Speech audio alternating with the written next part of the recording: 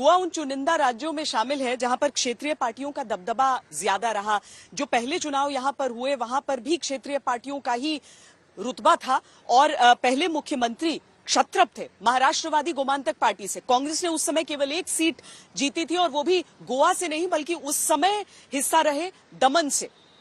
बहुत साल लग गए राष्ट्रीय पार्टियों को यहां पर अपनी पैठ बनाते बनाते। 2017 के चुनावों को ही देख लीजिए तो वहां पर हम देखते हैं कि 25% सीटें क्षेत्रीय पार्टियों को या फिर निर्दलीय उम्मीदवारों के नाम हुई थी।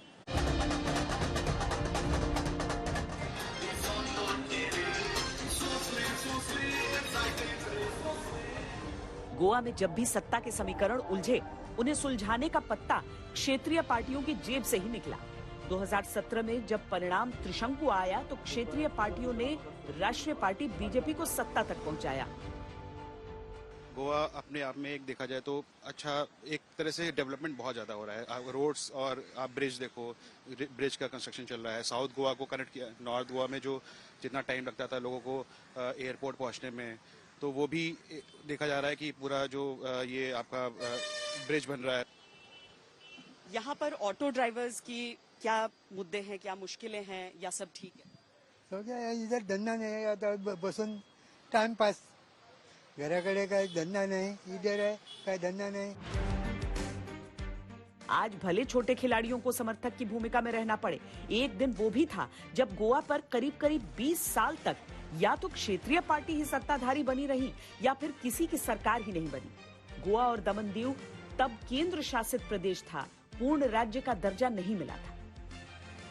1963 में जब गोवा का पहला चुनाव हुआ तब राज्य में 30 विधानसभा सीटें थी।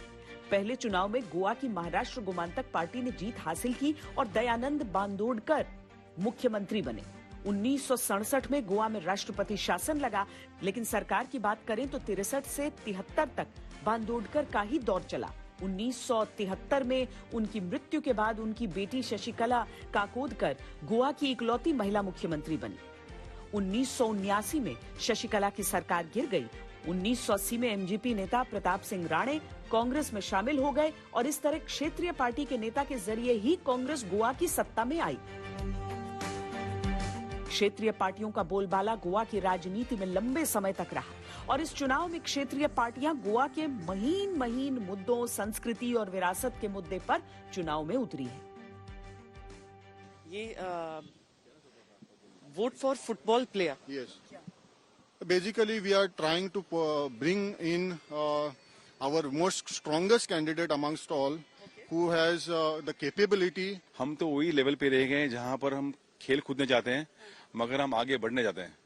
जब हम आगे नहीं बढ़ सकते हैं तो फिर उसका जो मजा है ना, वो गोवन होने का या एक यहाँ का एक नागरिक होने का, वो लगता नहीं है।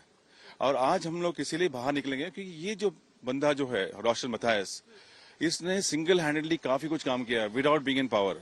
पंचायत लेवल पे हो या स्टेट लेवल पे हो। परंपरागत राजनीतिक दलों से अलग गोवा के चुनाव में स्थानीय राजनीतिक पार्टियां भी उभर रही हैं। ऐसी ही एक पार्टी है आरजेपी रेवोल्यूशनरी गोवंस पार्टी। निर्वाचन आयोग की ओर से फुटबॉल चुनाव चिन्ह मिला है। बड़ी पार्टियों को सत्ता समीकरण साधने के लिए क्षेत्रीय पार्टियों का सहारा लेना पड़ रहा है। दिसंबर में तृणमूल कांग्रेस ने महाराष्ट्र गोमांतक पार्टी से गठबंधन किया। गोवा में पार्टी का नेतृत्व सुधिन धवलीकर कर रहे हैं। सुधिन धवलीकर को मार्च 2019 में बीजेपी सरकार से हटा दिया गया था। इसके बाद उनकी पार्टी के बाकी 2 विधायक बीजेपी में शामिल हो गए थे। गोवा में जब भी जनादेश स्पष्ट नहीं रहा तब क्षेत्रीय पार्टियों ने बड़ी पार्टियों का बेड़ा पार लगाया।